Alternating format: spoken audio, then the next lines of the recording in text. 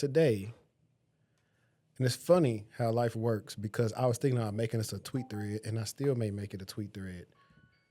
I was saying like, hey, if I still was in Shreveport right now, I'd probably be making maybe $60K max. Oh, don't even get me started I don't even want to think about it.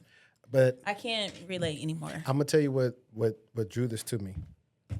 That would be bye. I had a consultation today with a guy who's been doing desktop support for 10 years. The same role? Different roles, but pretty much the same thing.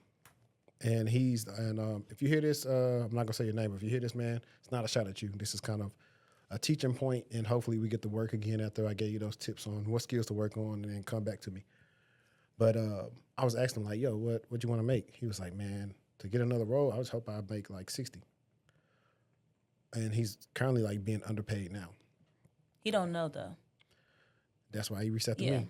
But also what skills people tend to have on their resume is almost relative to possibly what they make salary-wise.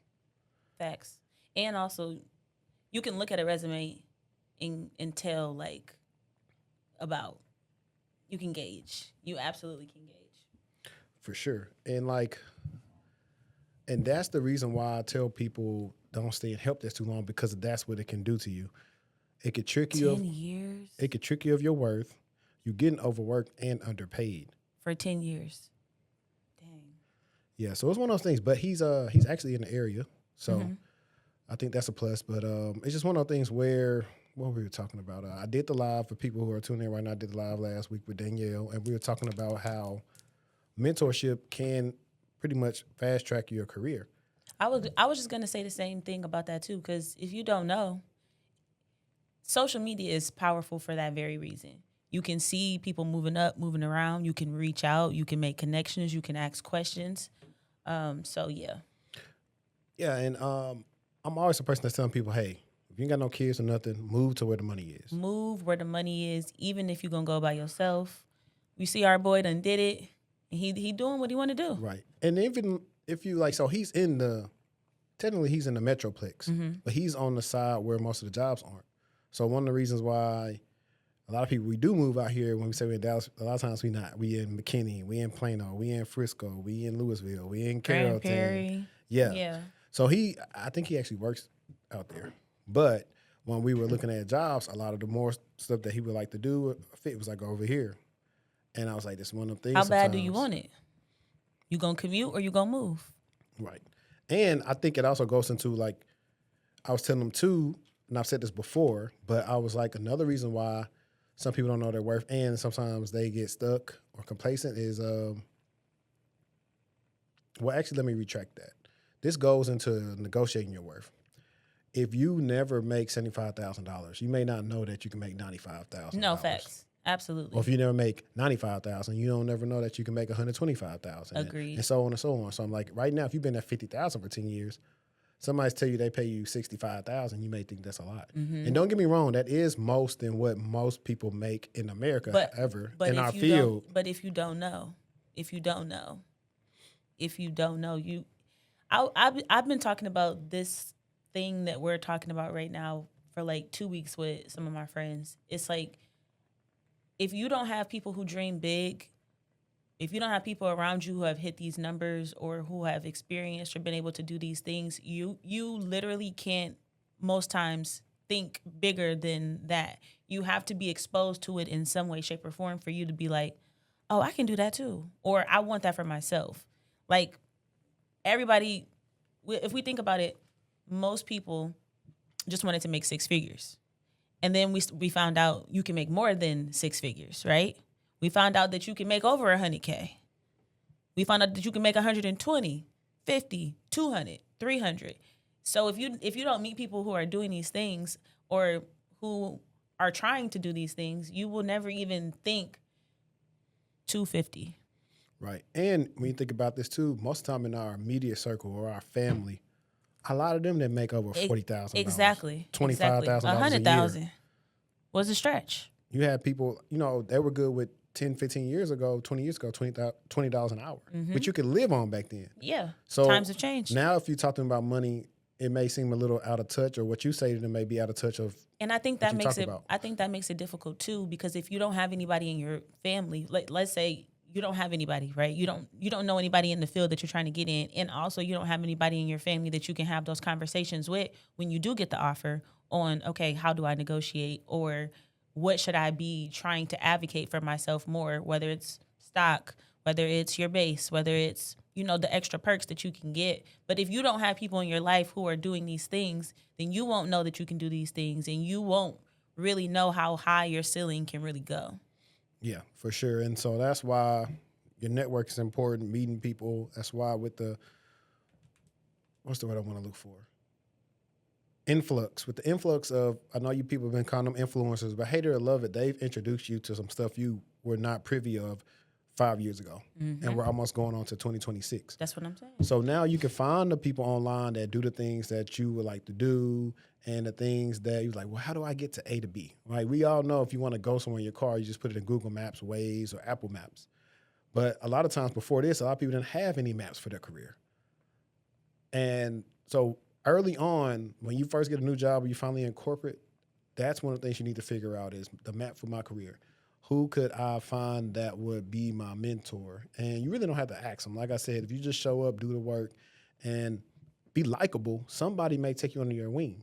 And if they do, and if they're higher up enough, one, visibility, two, they can help you get onto a team that you may not be the most qualified for, but because they got faith in you, the company will have faith in you. And that's how the cycle goes a lot of times internally.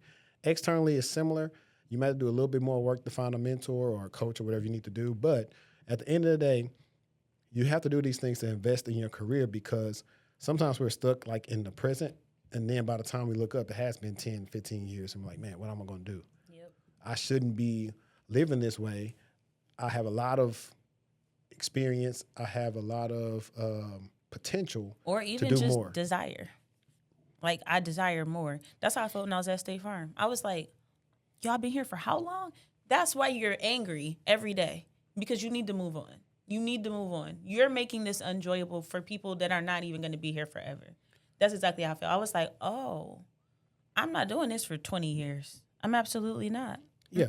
No, that's all facts. And if you feel like that and you're still with us right now, leave a comment in the comment section and tell us, hey, did you move away to make the bag, or you still in your city or like your hometown and you hadn't make the bag and you want to make the bag, but maybe life got you down with kids and everything else. I'm telling you, when there's a will, there's a way. We got plenty of guests that'll come on where they have kids and they've made a way to give their kids a better life and themselves a better life. Welcome back, everybody, to episode 195 of the Tech Talk Podcast. I'm your host, HD. We got CyberShortieee in the building with us tonight. Hey, y'all. And it's been an eventful week. It's a lot of stuff that's been happening, a lot of cool stuff that we definitely want to cover today. But first and foremost, if you're listening to us in the car ride or you're going to work, please follow us on Apple Podcasts, Spotify, all the other mediums, and on YouTube. All you got to do is hit the thumbs up button. And then if you keep on listening and you like us, subscribe. But earlier, we were kind of talking about complacency and kind of wanting more for your career. And it's not a chastisement. It's just a position that most people have been at before. Yeah, and this is a position that a lot of people don't know that they're in. Yeah, and I think that's one of those other things, too. We have people like the attack on anti-intellectual, that might make that a blooper, anti-intellectualism. Yes. And you always hear these people, they're ragging on a lot of people who went to school, like, oh, you went to school to only make yada, yada, yada, yada, yada, yada. But you know what else school does? School start introducing you to, like, the roles that I know I could do now. I seen it on the bulletin at school. Yeah. Yep. And this is before I ever got into the industry. But like I said, that was, 15 years ago. I'm ancient. But that's just one of the things where school can be beneficial. And no matter what school you go to, it can show you. You can go to WGU. Oh, my God. But I think one of the biggest things that I wanted to get into like right away was a Cloudflare outage. It was. And I forget what day it was on. Was it like Tuesday? It was. Yeah, it was Tuesday. It was Tuesday. Yes. It was Tuesday. And I remember I was trying to go on X and was like, hey, post can't load at this time. host. I was like, what? I checked my internet and everything. I was like, what's going on? And then after that, that's when I kind of did my rounds through all my other Intel resources, and I had posted on my stories like, oh, Cloudflare was down. And so we're going to briefly talk about the incident and what they say caused it. But the Cloudflare outage. Database error takes down 20% of internet. A simple database permission change triggered a massive internet outage on November 18th, 2025, knocking offline major cryptocurrency exchanges, social media platforms, and thousands of websites worldwide. This incident exposed how much of the internet depends on just a few infrastructure companies. And that is crazy when you think about how much money AWS is making. Google, Big M, Cloudflare, and it's like some others. Like in a short amount of time, Cloudflare is like taking off. No, they have, for sure. So it's crazy. I'm glad I didn't I interviewed with them twice. And one of those, I probably would have been dealing with this incident. I would have been mad. Directly. I would have been so mad. All I'm like, day. bro, this ain't got nothing to do with us. At 11:20 UTC on November 18th, Cloudflare's network began experiencing widespread failures. The company, which handles about 20% of all internet traffic, suffered a complete breakdown of its core systems for nearly 3 hours.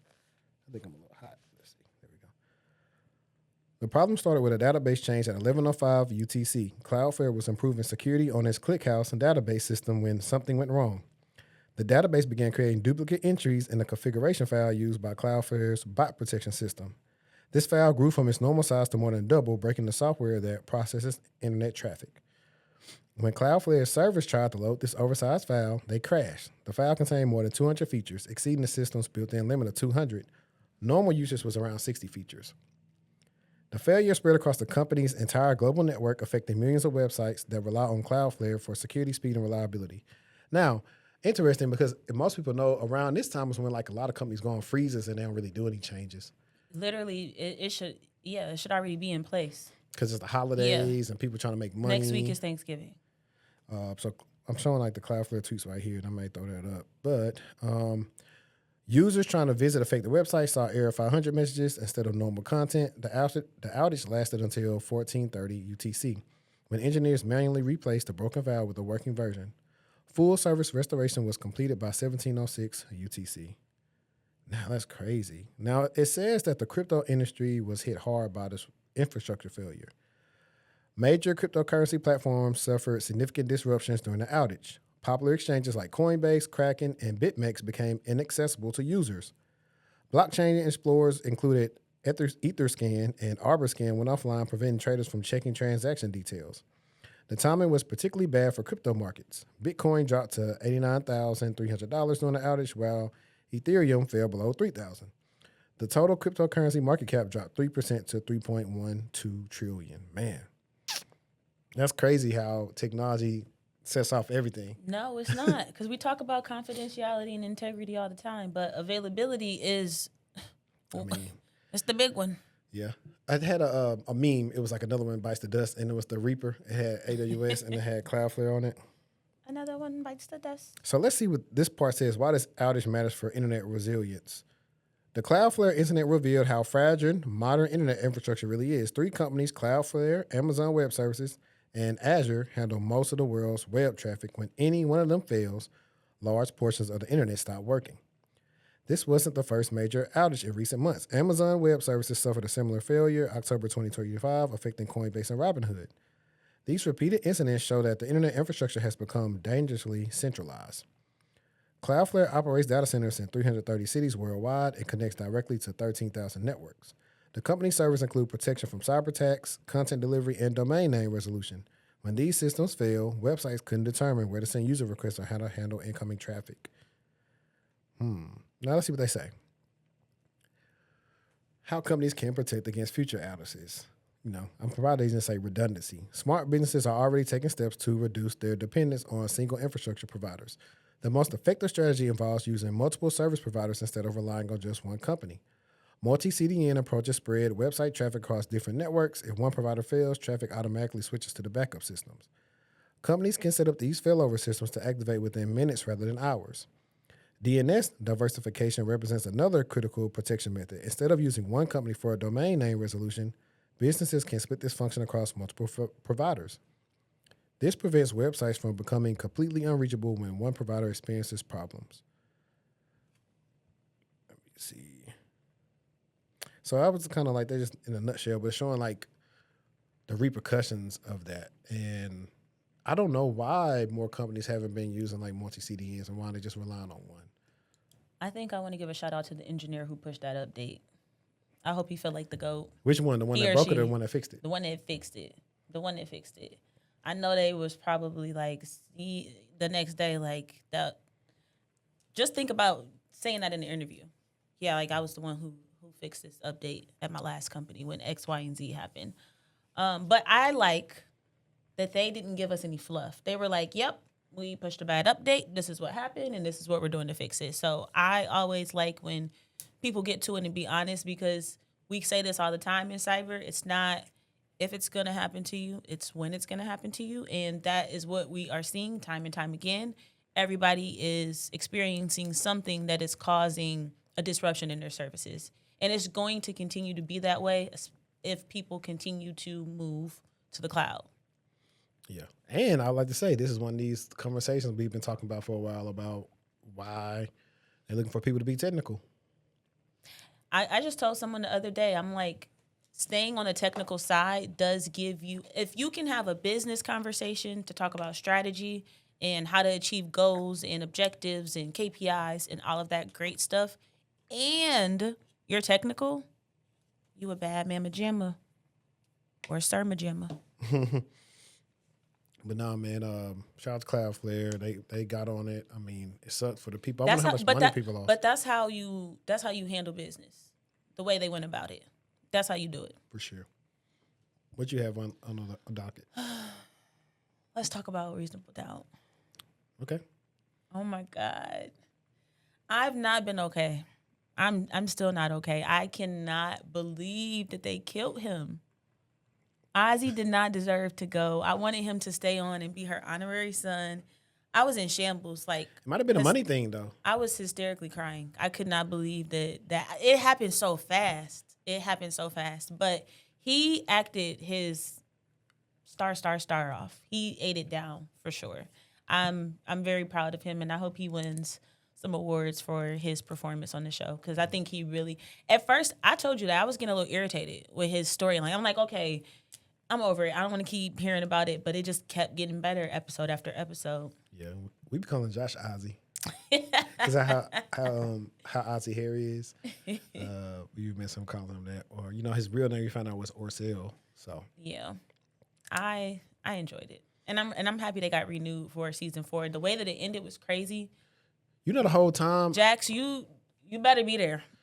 But the whole time we were thinking that Monica was Louis from Snowfall, and it's old girl from no, it's P-Valley. That's her. That's the same person. No, it's not. Yes, it is. Mercedes and Louis ain't the same person. Yes, they are. No way. I'm finna argue with you about it. Let me see. No, because they went. Yes, that is the same person. It's not the same person. Yes, it is. No, it's not. And Snowfall. Just do Louis Snowfall. Oh, okay. Brandy is in P-Valley and Snowfall. What was her name? Aunt Louis is played by Angela Lewis. They do look alike. They do look alike. So it was Brandy though, right? Yeah, it was the one that played what? In P-Valley. Yeah. Yeah. But she's good though. Anytime she come on the screen, people get happy. Well, she didn't really have a lot of lines though, to be honest. It don't matter. She came with that. But she was spice. smaller too. Wasn't she like thicker in P-Valley? I didn't really watch the show. That wasn't a show for me, guys. Just so you know. P-Valley, she was. I don't know. They didn't really show her body like that in. They showed it a little bit when she was in. Not like Ozzy. they did in P-Valley. Yeah, of course not. I mean, they could have. It was Hulu. I mean, all the stuff they be having Jackson Lewis be doing. Okay. She loved her man. Yeah, Lewis was, I don't know, he was too nice. I wanted there to be I'm messy. I wanted there to be some more drama between him and the BM. I didn't. You know why I didn't? Just a little bit. You know why I didn't? Why? Because every show, they never let the couple have a happy ever hour. Yeah. Like, that's what one of my gripes. No, Bel Air did. I think new season drops next week. At first, they weren't going to do it. They were cut. That whole Because my whole issue with Greenleaf was that like they didn't let them work it out. You didn't see it with Tasha and Ghost. I feel like they could have. But that's like real life though. Most times people don't be working it out. But the thing is, it could have. Okay. Yeah. It very well could have, but they would make like it's just when the writing started getting kind of stupid when he's like, bro, come on now. I think it was still a good play to bring her back up and there to still be a conflict, but I'm not mad that they're still together. But I did want it to get a little bit more spicier between them. I mean, it got a little spicy. I mean, he don't know that Corey Cash was at the house. She did. She told him. When she told him that? She told him that he stayed the night. Oh. She did. I guess he had no choice but to eat it. That's why when he met them, the way they interact is hilarious. Yes. The way they I don't blame him. I don't you ain't finna come over here, sir. Yeah. But 10 out of 10. Okay. Your turn. I'm trying to see. It's like so many different interesting things that I saw that I want to talk about. I've seen a lot of people up in arms about education, like loan reform, where they're trying to say Loan. Like some of the loan reform where they're trying to say certain degrees aren't professional. Please. Let's see what this is. So I'll read this one. It's like 5 takeaways from the Department of Education's student loan rulemaking. Let's see. On November 6th, a day earlier than expected, the Department of Education concluded the Reimagining and Improving Student Education Committee. And so here are the 4 bullet points that at a high level that's talking about. The rollout of new loan limits for graduates and professional students, those attending less than full-time and parent borrowers. The ability of institutions to limit loans for students and parent I'm getting so tongue-tied today. Students and parent borrowers in specific programs of study.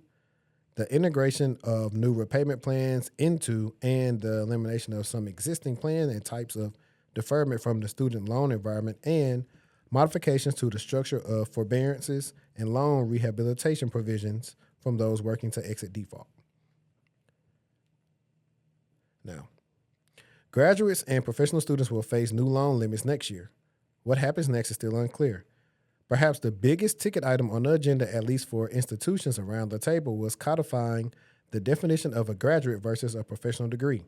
Starting on July 1st, 2026, students attending graduate programs will have annual loan limits of $20,500 and aggregate loan limits of $100,000, while those enrolled in programs that award a professional degree will have limits of $50,000 and $200,000.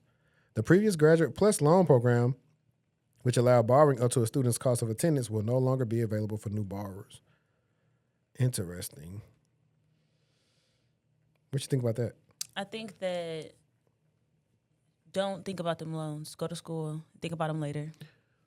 Because I feel like you can make your life better, but if you're worried about loans, you might not do it.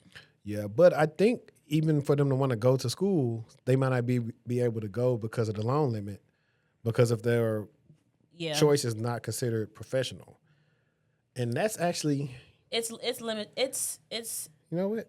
Watch this. I like to do this. It's disappointing. I will say that. Because it discourages people from doing things that people need to do. Everybody can't do the same thing or work in the same fields. We need people across all these different industries and sectors for the world to be successful and to be able to thrive and go around. Right. So by the professional definitions admission, the committee is actually playing itself. So it has 3 different definitions. Professional, engaged in a specific activity as one's made paid occupation rather than a pastime, a professional boxer. Worthy of or appropriate to a professional person, competent, skillful, or assured. Relating to or belonging to a profession. And so let's see what they define as like professional degrees. What is ABA? OBBBA took the unusual step of defining a professional degree using an existing regulation as it was in effect on the date the bill was enacted, July 4th, 2025. In that regulation, a professional degree includes, but is not limited to, pharmacy, dentistry, veterinary medicine, chiropractic, law, medicine, optometry, no, I'm putting too many syllables in there. Osteopathic medicine. There we go. Podiatry and theology. How theology gonna be? I was just about to say this. Let them have it. The definition posed a challenge for the rulemaking committee. If professional degrees were not limited to those 10 fields, which others would it include? After initial proposing its own definitions that both limited professional degrees to 10 fields listed above and included a 1-year interim period that would include a greater array of programs, as well as more expansive proposal from some of the negotiators. The department ultimately drafted a multi-part rubric to determine who is eligible for higher loan limits.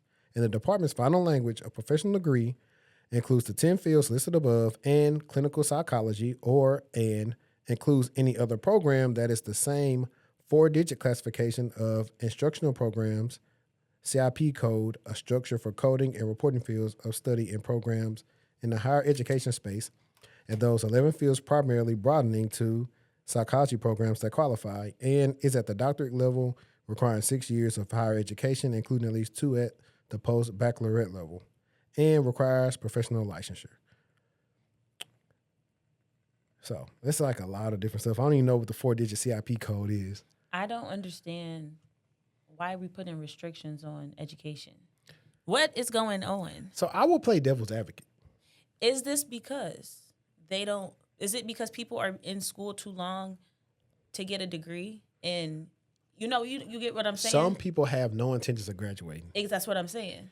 And so they are just getting money to get it. And getting the max amount. So, I mean, I'm with you. We know people in real life who done did it. They pretend like they're going to go to school, they get that check, and they don't show up. That's why they make it so difficult for people at community colleges. That's why you don't get your check until dang near halfway through the semester because people are out here playing. Oh, yeah, that refund check. Yeah. Not only that, I mean, the real root of the issue is not the loans. It's how much the institutions are charging for the education. Degree. There are no parameters on, hey, if you were a state university, you can't charge excess over this. Because that's how it was. Like, everybody always says this all the time.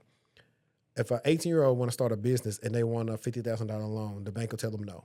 If an 18-year-old wants to go to school and it costs $50,000, they would give it to them. Yep. They will actually give them $60,000. Yeah, that's a big problem. Yeah. I think that's where it is. And so a lot of stuff just snowballed. Like for me, I didn't plan to have the loans that I have, but I always knew in the end that I would be able to pay them off eventually, but on my time. I think my biggest issue always has been with how much they want you to pay back for the loans. I'm like, the thing is, Facts. Nobody should be paying interest on loans. I agree with you. Now you got me thinking that I pay my loan payment this month. Yeah. Like, nobody should be paying interest on loans. Like, if anything, just pay the straight up loan. Like, why are you wanting to make... And then you'll pay for 5 years, and just that'll be straight interest, especially if you deferred your loans. Facts. No, I think, like see, it's crazy. And then this other thing, too, is, like, why you just got to have your career strategy. After undergrad, I only owed, like, 10 G's. That's how I was too. I actually owed less than that because I had a lot of scholarships and I lost stuff. Tops. I would have probably only owed like 4 or 5. I think I owed less than 5. But then grad school, increased that. Let's not talk about it. But I mean, it is what it is, But I was actually using it to go to school. Same. And I was really close with. I think that's important too for you to get close with because when you go to grad school, you typically have, like, undergrad, you can talk to anyone in financial aid, but typically when you go to grad school, you have someone assigned to you, maybe based on your last name or your degree. But I always was really cool with my financial aid rep in grad school because I used to be like, I only want to take out exactly what I need to cover this, books, or whatever it may be. Like, she knew. She was never trying to give me more than, because if you don't know, your semester only cost $20,000, but they approved you for $50,000, right? I would do that too. If you don't know, you don't know. Whatever I needed, I know. Now it's different though if you gonna use it to pay some bills. Yeah, because I'm like, life happens. Like, for me, it do. I had every intention. I was at work. I had made there a year. Didn't have no type of cap on paying school back. So I was like, cool. I'll have them pay the rest of this, so I won't owe much. But I got laid off. So I ended up getting like having to do school, but having a refund check during the time where I actually needed it because I didn't have no money coming in. So I understand like life happens, but also the people that's kind of gaming the system and you don't have no intention of doing But it, I feel you're messing up for everybody else. But I feel like there should be some consequence for that. Because there's not really, right? There's not enough of a consequence for people to stop doing it, right? Yeah, because all you got to do is just like if you did it at one school, you shouldn't be able to go do it at another school. All you got to do is be in school and you don't have to pay nothing back. That part. Let's see. A phase-in period for new loan limits helps borrowers but does not apply across the board. In addition to new loan limits for those at the graduate level, as noted above, OBA also sets new loan limits for parents borrowing on the behalf of dependent undergraduate students. Previously limited only to the cost of attendance of the school, but now capped at $20,000 annually and $65,000 in the aggregate per student. The new law also requires the proration of loan limits for students at the undergraduate and graduate levels attending less than full time, and it allowed institutions to limit loans for specific programs of study. I don't like that. I think that's doable. I think that's decent. 20 G's a year if you got to do like a Parent Plus loan. But what if you want to go to a school that costs more than that? That's what I'm saying. Everybody don't want to go to. So this is why I would love to like have academic stuff, the financial aid people, the people that have the numbers or at the school for admissions, because certain schools that cost more. I was just talking to somebody. The semester was $60,000. I don't remember SMU? No, I don't think it was. It wasn't here, but it was. It was one of the top joints. But I guess you got in some of those situations. Are you the top of the top that would be at that school? If not, why not go to a school where you'll be the top of the top and you get more financial resources versus, I know you want to go to this school. I get it. There's people that want to go to the Ivy Leagues and all these other schools. I get it. But I think most people, that's already competitive. Those competitive people probably getting good amount of scholarships. I think they're probably spending money more so on like room and board. Yeah. So I don't know. I would love to, if you listen to this and you went to like the Stanfords or the Yales or the Princetons and you didn't have a full ride or something and you want to talk to us, definitely hit us up, because I always wanted to see how that was for somebody when they went to school and how much it cost them. Of course. Do you feel like most importantly, do you feel like it's worth it? It was worth it. For those type of schools, yes. Well, I mean, by saying wherever you are today in your life or your career. Like, did it work out for you? Yeah, I wouldn't change it. I wouldn't change it. This is, I mean, as like anything in your life, like you try to say, like, I wouldn't change it either. You want to change something you might have did bad or wrong, but it's like at the end of the day, whatever happened got you to where you at. Exactly. Let me see. I'm trying to see, like, because it's like, these are like some long things. I know big ones, people were like up in arms about the student loan forgiveness. Let me see what else is on here. I don't know. I'm not going to read all of it, but I do know those are differences. I know they are working on like, hey, how much of your disposable income can actually go to paying a loan? Just because it's disposable to y'all don't mean it's disposable to me, first of all. Yeah, that's what I'm saying. Because when I put what? Huh? Let's hold on now. You ain't finna get all of that now. Hold on. It's a joke. It's a joke how much money they want back from you. They want you to pay all of your money for the loans and have not enough money to cover your bills, right, and your day-to-day expenses. You got to hit. That's why most people are on some sort of like a payment plan. That or a payment plan that's going to be for the next 20 years. Otherwise, they want all your money. Look, you got to hit them with this right here. Stop. Take lives. What do you mean by that?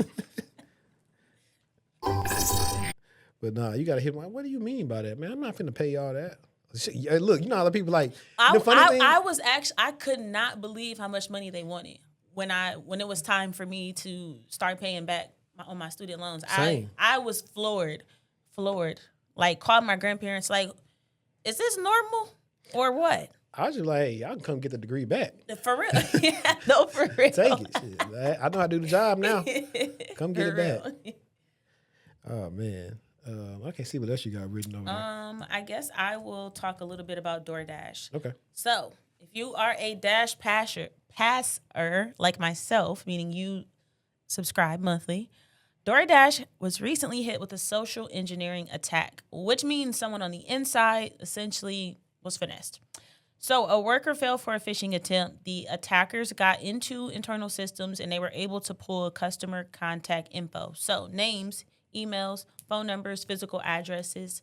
So their customers, their dashers, and the merchants were all affected. And of course, they did not disclose how many people were hit.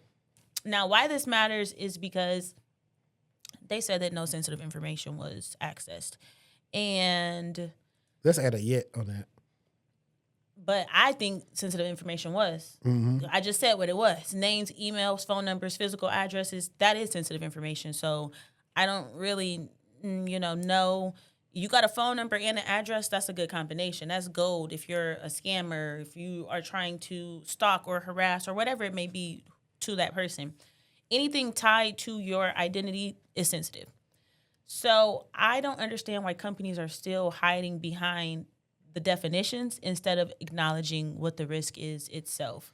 And obviously, this is not their first time. In 2019, they were breached and lost data on about 5 million users, and it took them a long time to discover or notice when that did occur. So I guess this one is maybe not necessarily a huge shocker, but whenever companies do have, incidents of this extent, multiple years apart, it's a culture thing, not really a coincidence, right? Yes, is that it's there really been no advance. It's like I want to know what they're doing for like their end user training. no, that's what I'm saying. This segment should be surprised. security awareness sucks.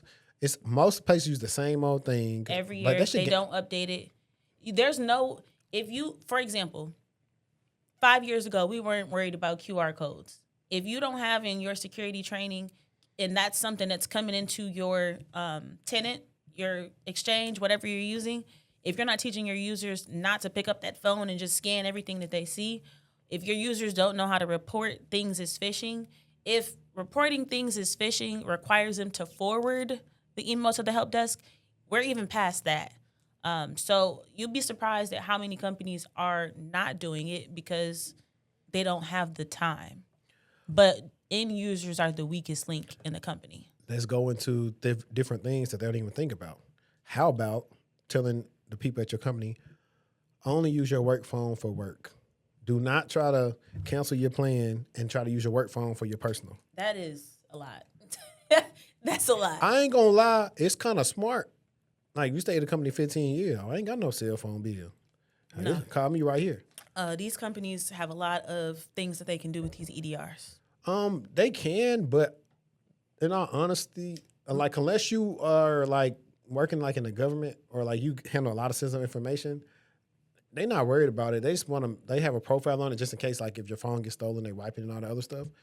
But to be honest, I mean, it's a good idea, but it's bad because if you do get something happen or you download something on your phone that the profile didn't stop, and they're able to SIM swap you or get information off of your phone, and you're using the same passwords for your work stuff, that's how it can start leading to some things that happen over into the actual enterprise environment, which is a different use case that people have to think about. Yeah. And also, a lot of companies have these solutions and they're not even they don't even know the breadth of different features they can turn on to augment, audit, alert on what is happening, right? Yeah. You can actually see the prompts that your users are putting into AI tools if you want. Yeah. And let's talk about this too. When I go back to people using their work phone for their personal. Mm-hmm. Now, let's say if this is a sloppy person, because this is how a lot of these people got compromised back in the day. I think it was on Uber and somebody else from LinkedIn. You let everybody know what you do on LinkedIn. Now they say, okay, cool. They are a security analyst at Airbnb. Social engineer you. Let's go see who's a security manager at Airbnb. Oh, cool. Is this person? I found they number. Hey, so-and-so, this is blah, blah, blah. We got a meeting at whatever time. Click this link so you can join the Zoom. Now, a lot of people are not paying attention. They didn't click the link, and now they didn't got harvested. Can we talk about the links? Y'all got to be careful. You got to be careful. You have to be careful. You don't want to be the person that is the cause of falling for ransomware, a phishing attack, or worse, whatever. You be careful. When in doubt, report it out. I report. I don't care what report. It'll come back to me if it's not. I would rather be cautious than in a predicament to be the cause of something destructive happening to the company. Nah, that's facts. Hang on a second. I be getting paranoid. For real, man. And what else was I going to say? Oh, not only that, when you're talking about reporting it out, the phishing simulations, they do stuff that's funny. They might make, I seen one time, they was like, hey, click here if you don't want to change your password no more. And you gonna click there. What's the one we read where it was like, we read the tweet where the dude was like, the person failed the phishing simulation because they said click on here for like to talk about your salary or some crap like that. Yes, we just talked about that too. I don't remember. Yeah, that was hilarious to me. Speaking of that, I thought about going into a TikTok that I have on there, and it's going to tie into a LinkedIn post that I want to talk about. Where is it? This job crash out from this woman. Let me click on her thing for TikTok. So I had to come on here and crash out for a second. I already crashed out in my family group chat, and they encouraged me that I should post this on TikTok because it's a very valid crash out. But I am literally on lunch right now from my job that I've been at for 3 years. I check my email and I get yet another denial letter from a job that I was 100% sure that I got. When I tell y'all I don't understand what it is, I don't know what it is. I've applied to over 500 jobs within this last year in 2025. Out of those 500 jobs, I might have gotten 10 interviews. I went back to school. I got a master's degree. I have all this experience that I put on my resume that I've actually done, and I still cannot land a new job when I don't know what it is. I understand the job market is terrible and all these different things that are going on, but like, come on now. So I feel like I've applied myself like so much within this last year just to try to get a better position for myself. I cannot get anything. I don't know what to do no more. I'm trying so hard to keep the faith. I'm trying so hard. I'm trying to stay positive. I'm trying to say, oh, well, maybe this wasn't the job for me. But come on now. Every job not the job for me. Out of 500 jobs that I've applied for, every single one was not the one for me. I said all that to say this. Because I'm desperate at this point. If y'all can give me any type of insight, any type of resume assistance. If you know a recruiter, currently work as an executive administrative assistant, but I'm trying to pivot over into IT. That is what I have my master's degree in. I went back to school, got my master's degree in information communication technology. I have hopes to become a project manager or a product manager one day. I need help. If you have anyone or know anyone or can give any type of insight to help me get a better position, I would greatly appreciate it. I know so many people on TikTok are going through this same exact thing right now. Feel this same way. Feel like they're crashing out. Feel like they can't get anything. I know y'all feel this same exact way as me. So I don't know what to do besides phone a friend. And right now I'm phoning the world because I need help. Desperately.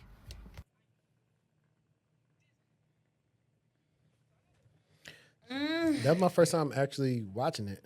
You know what's funny? If you didn't move, the lights probably would have stayed off. That is what a lot of people are going through right now. Like, we talk about this every week. We say the same things, and it's like beating a dead horse. And everybody's doing something different and at a different phase of that experience, but it's not just you. I don't know what else to say anymore besides that it's not just you. Yeah, it's a couple of things I would want to say. First of all, hopefully, like, I'm gonna cut this part of the video up and like put her video in it, and I'm gonna try to send her a message because we have people who have been project managers and program managers, and I forgot who else who's been on the show, and I can send you those episodes. Secondly, just applying when you're trying to pivot is not going to be the best deal for you because you don't have the experience that most other people have that you're going against. And also there comes the part of the resume. And it's a lot of other things I can ask her. Interview. Yeah, you had 10 skills. interviews. So out of them 10, how well do you think you did? Because I've listened to people's interviews where they thought they did well. When I listened to them, they didn't do well. Mm-hmm. So It's all yep. And I also think, just like you said, just strictly applying, it's not going to be the best route. You need to get to know somebody who knows somebody. Whether that's a recruiter, a hiring manager, a mentor, whoever it may be, somebody that can hopefully mention your name in rooms that you don't have maybe access to yet. no, that's facts. And so that ties into let me see where is I got to find it on here. Well, I have the invisible versus the visible job market. Mm-hmm. So this guy's a cybersecurity recruiter. He said 73% of cybersecurity jobs I feel never get posted. I agree. Here's how to access the hidden market. Most people think job hunting works like this. Search Indeed, LinkedIn, apply to postings, wait for callback. That's the visible market. But the best roles, they're filled before you ever see them. How the hidden market actually works. Week 1, company needs a security engineer. Week 2, CISO asks their team, know anyone good? Week 3, someone refers a former colleague. Week 4, candidate interviews and gets offer. Week 5, job gets posted for compliance HR. Week 6, 200 people apply to an already filled role. You were competing for a job that was decided 4 weeks ago. That part. We talk about that all the time. We always talk about that. Legally, they have to post the role. Regardless of who they decide they're going to give it to, they have a legal requirement or obligation most times to post the role, to be fair, but they still could have someone out. And that's just the law of the land. Facts. And so for me, I typically ask, like, for example, a lot of times I apply to someone. Well, before I apply to roles at CrowdStrike, I got my old manager as a director there. And I'm not cool with one of the recruiters there, but I got the information. So anytime I apply for something for that specific division of CrowdStrike, or I see a job, I'm like, yo, how far along are y'all in this process before I even waste my time? And he'll be like, we'll probably have an offer out pretty soon to somebody. And I'm like, appreciate it. Why do I do that? Because I don't want to waste my time. And that's what tends to happen a lot of times in these things. Somebody's already been referred. I know it's plenty of times I referred a former colleague, like if they say, hey, we got like 2 more openings on the team. You know anybody? Yeah, I work with this guy over here. And they like him and he get hired. That's literally how it works. But also, referrals don't always be working. Referrals don't be working. And most times they don't really help. Well, who refers you is what matters. Okay. Clock that part. If the hiring manager refers you, or the recruiter, or someone that knows one of them, Or a director. or somebody that is, like you said, higher up, but just someone at the company, it really isn't helping people, get the job. You should. That's why I say I don't really look to get like if you work in accounting, I don't really think your referral to a security role at Meta is as best as a person that's a security engineer that's referring me for a security role that's probably interacting with the team. Exactly. You might, the person on the security team, they might even if they're not on the team, they might know somebody that's connected. Yeah. And if they like what I say, and I'm saying, hey man, like that's why I always try to talk to my, hey, what y'all looking for? I've did this, and this, and so that's why I do teach the proactive thing. But he did give some ways to access it. I like that. So he said, method 1, the warm intro. Code apply through job portal. Warm, hey connection, I saw companies building a SOC. Know who's leading that, and then ask for an intro. Hiring managers would rather interview a referral than a screen 300 strangers. And this is facts. That's why I typically go to the source. I actually like that. I like the example that he gave. But some people don't be answering, though. And that's okay. You still reached out. All you can do. And I'm going to say, it hurts because it be a job you really want, but don't be a bugaboo. Like, just kind of, if they don't respond, you could probably follow up again. I was going to say maybe one more follow-up and then keep it pushing. Yeah. Like, it was like, I know you connected with me, so why didn't you, like, you ain't got more followers than me. How you didn't see my And my the only message? reason I'm going to say follow-up, too, is because people are so busy. Yeah. Like, But I think my case is rather different. I got more followers than most people. So Yeah. I know how my inbox is. Something like, your stuff ain't as busy as mine. clock that part, too. So, but I ain't going to crash out on somebody I don't know. Like, hey, I know you seen this I know message, you see dog. this message. Like when back in the day when people actually left voicemails on your phone. Yeah. Method 2, the LinkedIn signal. When you see a company announce new funding, new CISO hire, major client win, compliance certification, they're about to hire security people. Comment on the post, DM the CISO, ask about their security roadmap. Method 3, the recruiter relationship. Don't just apply when you need a job. Build a relationship with 3 to 5 recruiters now. Update them quarterly. Share when you learn new skills. Ask about market trends. When the perfect role appears, they call you first. Method 4, the problem solver approach. Most effective but requires research. Identify 10 companies you want to work for. Follow their security team on LinkedIn. When they post about a challenge, engage thoughtfully. Eventually, I've been thinking about their problem. Mind if I send you my thoughts? You're building a relationship, not sending applications. I Facts. actually love the last one the most. I like that one a lot. Yeah. He says your 30-day action plan. Week 1, identify the 10 target companies, follow their security leaders. Week 2, engage on 3 to 5 posts per week, add value, don't pitch yourself. Week 3, connect with 3 recruiters in your space, have actual conversations, not just, are you hiring? Week 4, ask your network. Who's hiring security people right now? Request warm intros. The truth. The visible job market is overcrowded. The hidden market is where the best opportunities are. Stop applying harder, start networking smarter. Have you ever gotten a job that was never posted? How did it happen? What was the second one Which one? that you at the bottom? The hidden market is where the best opportunities are. No, you was like rule 3, rule, Engage in 3 to 5 posts. Engage in 3 to 5 posts per week. and then you said don't Don't pitch yourself. engage first before you start to send people pitches about yourself. Just in because people will peep. Okay, okay. Before you take it directly to the inbox and try to, because people can tell. People can tell. Yeah, and like what I do LinkedIn too. will be like just following you for 2 days, and now you already pitching yourself. Like, chill. And what I do too is, hey, if a recruiter from like an agency or something reached out to me, and maybe I'm not the best fit for the role, but I know somebody, I try to help them by getting them a candidate that's qualified. Mm-hmm. Why? Because they might spend a block on me and say, hey, I got something for you. Yeah. I think it'd be great. And it's all about relationships. I am actually, while we're talking about this, to my current clients and students, one of the next things you guys should be getting access to when I finally sit down and do it, I'm going to make a spreadsheet of all the recruiters I probably interacted with over the last 4 to 5 years. And hopefully if they're still at the same companies, and it's going to be a spreadsheet with their email.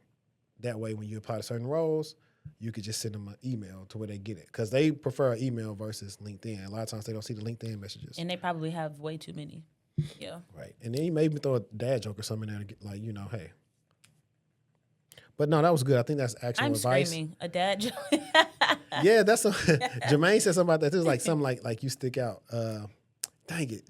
Every week, one of my I think it's like Wednesday or something like that. One of my teammates, he tells us like 2 or 3 dad jokes on our handoff. Period. And they be having some loaded ones. They're pretty funny sometimes. All right. North Korea. Remote IT worker fraud ring. Why does it matter? So 5 people in the U.S. just pleaded guilty to helping North Korea workers get remote IT jobs at American companies. According to the Department of Justice, they used their own identities or stolen false identities of U.S. citizens. They let North Korean workers remote into laptops physically sitting in their homes. They helped them pass vetting, including drug tests. They hosted company-issued equipment to make it look like the workers lived in the U.S. And so the impact was 136 U.S. companies were hit, 2.2 million funneled back to North Korea's, what's the word? Regimen? Say it. Regimen? There we go. Roles included developer and IT support roles that had access, obviously, to sensitive systems, per some of the reports that I took a look at. The Department of Justice and security researchers have been saying this for years. North Korea uses remote IT job fraud to fund its nuclear weapons program. It is internationally sanctioned, so this is one of their main ways to earn money. They've infiltrated, obviously, hundreds of Western companies in the last few years. They also run identity theft rings and crypto hacks as revenue streams. And so a lot of those statements are kind of coming from the Department of Justice, like their public statements that they've put out and some of the advisories that we see. So who pleaded guilty? We have Audris, I don't know his last name, for wire fraud conspiracy. Jason for wire fraud conspiracy. Alexander is an active duty U.S. Army during the scheme. And then Eric placed certified remote workers using fake identities. So Travis has to pay $50,000, Prince has to pay $89,000, Salazar both have to pay about $3,000 to $4,000 each for the identities basically that they stole. But why does this matter if you consider yourself to be a regular person? I guess would kind of be the bigger issue. Identity theft is still a billion-dollar industry, and so seeing those stolen identities, it could have been one of yours. If you don't have, or if you ain't monitoring your credit, if you're not getting alerted, you probably won't find out until it's too late. And maybe you're trying to go get a car or a house and you can't. Remote work widened the attack surface. Obviously, it's easier for you to be able to hide behind a laptop versus physically going into the office. Companies are not prepared to verify who's actually logging into their devices. That might be why it may be important for companies to start thinking about using biometrics to be able to access company equipment. It's obviously expensive. It's costly. There's a lot that goes into that, but that might be a way to help. And then also national security issues. So if you hire the wrong workers, right, that can literally fund some type of foreign weapon program situation. So like I said, they took a drug test. They remoted into laptops using inside of U.S. homes, used faked or stolen identities, paid facilitators to pretend to be them, and then companies were not able to really detect these unless they were using tools like AnyDesk or TeamViewer. So that is that. Remote work really did open up the world for some things that maybe we weren't. I mean, no one could predict when we went remote that this was going to be something that we have to worry about. Some people probably did. I would say that because we talked about this a couple of times, like we followed up on all these things. Yeah. This is why, like in the blue team sense, a lot of companies started monitoring for, hey, if we see anybody using a KVM, let's look into it because we want to make sure that they're actually American and not from North Korea. What is a KVM? A KVM is a machine. That's a tool that would Like a software or something? It's like, yeah, it's before I butcher it, because I know how to explain it in layman's terms.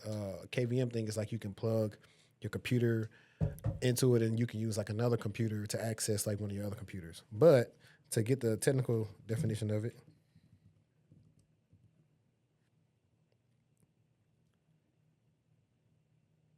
so, and it actually did it wrong. Let me see. So KVM is an acronym that refers to two different technologies: keyboard, video, mouse, switch, which is a hardware device or kernel-based virtual machine, which is a virtualization technology for Linux. A KVM switch lets you control multiple computers with a single keyboard, monitor, and mouse, while KVM as a virtualization technique turns a Linux computer into a platform running virtual machines. So that's how a lot of people are able to access those machines because they'll just put a KVM switch on it and then they can just access it from wherever they want to. And that's why companies are monitoring for that to stop it. Two, there are companies now, like I feel like for every problem, that's where new companies are birthed. If we real quick go back to the issue with Cloudflare, or while there probably be other companies like Cloudflare who already exist that maybe start getting more business so companies can be a little bit more redundant and have availability. There are companies that are investing into this technology to determine if you are who you say you are in interviews. I'm not mad. Because you have people... Especially if we think about from like a federal perspective, like I'm not mad at it. I would rather keep us safe over here and our data and all of these things that we're working on. I would rather keep that safe. Yeah, than not. Let me see what the name of the company is, because they were showcasing a person interviewing. It was like, yeah, we can, we can go against like this type of stuff because we know what to look for. And they was like using like tools that match people's voice with what they say and everything else. So let's see. Oh well, here it is. It's John Sasser. Someone reading this likely has a fake employee in the organization right now. Over the past weeks, I walked through the fake candidate spectrum from fraud rings running interview mills to organized crime planning ransomware operators to state-sponsored actors targeting your IP. Today, we're officially launching Interview Safe. We're the security layer your hiring process is missing. Identity verification and real-time fraud detection embedded directly into video interviews, not after the background check. Not on day one, during the interview itself, because by the time traditional screening catches a fake candidate, they've already wasted 40 hours of your team's time. Or worse, they're already inside. Interview Safe authenticates candidates using biometric identity verification, real-time fraud detection, network analysis, and location intelligence, fraud risk scoring using OSINT enriched metadata. So interesting. And this is Source intelligence databases in real time. Within seconds, we generate a safe score. High-risk candidates get flagged before they waste your time or access sensitive information. In this case, facial recognition patterns detected the mismatch, network activity and device signals indicated suspicious patterns and location, and the individual was found to be on a number of sanctioned lists. With Interview Safe, you'll catch synthetic identities, deep fakes, sanctioned individuals, and coordinated fraud rings before they enter your hiring pipeline. Interview Safe stops insider threats at the point of maximum vulnerability, the interview stage. Don't let your next hire be a national security threat. I am not mad, but we always have to consider discrimination in what. Obviously, that was an advertisement, but Right. I have questions. Yeah, I do too. I mean, also it's like, how are you getting access to this data of IDs and stuff like that, which is why I think I had the digital ID thing on here. But it'll be interesting. Like, if you're not a person that's on all that stuff, were you good? And also, when you bought a biometric stuff, right? That machine over there has, well, even my MacBook has a fingerprint thing. Granted, the MacBook, Bring those back. Bring fingerprints back. the MacBook knows it's me, but how does my company know it's me whose fingerprint is on there? Unless you registered in office. So You know what I mean? Like in person. Well, it's hard unless they're going to get the data. So, like a lot of these companies, if you get a certain type of job in a certain industry, you got to go do fingerprints. Yeah. I don't know that they'll connect it on the back end. I was just going to say they don't have those fingerprints because it's not going to them. Exactly. I'm not mad. I'm not mad at that. Yeah. I'm not mad at that at all, especially knowing like I'm so mad I just closed that down. I've heard of the horror stories. I'm literally, my old manager was like, "Hey, we have to fire somebody." The person we interviewed, that wasn't them. Or I was working on But just even think about the person that you working with directly. Your right hand man at work ain't really them. Yeah, for sure. And so it's just a lot. It's just a lot. But it's a pretty lot. fun. I say, hey, that's one of those use cases you bring up for insider threat. Like, that's why I know I was in a process not too long ago, and immediately they said, all right, cool, we need to get on a video interview. And they just wanted to verify if I was the same person that they saw on my LinkedIn and also where else they saw me at. Yeah. And it was like, because he was telling me, he's like, we run into so many fake candidates. Like, this is how we weed out a lot of people. Is video. Yeah, because they got tools on their back end trying to match But your why voice and would everything you? else. What the ad there? Who finna do an interview with a mask on? Some people might. That's suspicious. That's suspicious. It depends on where they at though. It's not. It's suspicious based on what we know that goes on in the industry. Forget whatever reasons why you got it on. It doesn't matter. That is Oh irrelevant. yeah. That's irrelevant. But it is suspicious. No, I agree. I think you next. The FCC. All right. So the FCC has reversed telecom security rules after Chinese hacks.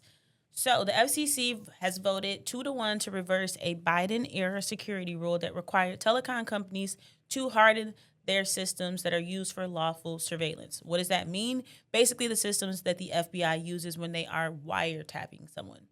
Now, why does this matter? Because the systems were literally hacked by Chinese espionage group Salt Typhoon. We've talked about them time and time again. This happened last year. They didn't just get into random systems. They access the wiretap portals. Let's just pause right there for a minute. The systems that control who the government is listening to. So in this example, some people were JD, Kamala, so on. Now, why did the FCC roll it back? The leadership under Brendan Carr said the old FCC overstepped their authority. Their security requirements were too broad and burdensome. They prefer voluntary cooperation from telecoms instead of mandates, and telecoms are already doing enough. Democratic Commissioner Anna Gomez was the only no vote. Shout out to Anna. And she snapped. Her message was basically voluntary security is not real security. Clock it, because it's not. Now, why is this a big deal? Because the systems that were hacked are exactly the ones that host the wiretap requests, store phone metadata, store geolocation data, let the FBI listen to calls in real time, obviously with a warrant. Now, if you hack that system, essentially you can spy on whoever they're spying on, right? So foreign intelligence agencies love these systems because it gives them that backdoor into communications that are going on. Now, we do have multiple senators that basically were saying, why are we loosening security when a whole nation state just exploited these same systems? They're essentially saying, like, this is backwards. Now, their biggest concerns is that voluntary cooperation has no teeth. Agreed with that. There's no enforcement. Telecoms can choose the cheapest option, which they will, which usually means the weakest security. And this decision makes the U.S. in turn less secure. None of the improvements that the FCC bragged about would have stopped the Salt Typhoon hacks.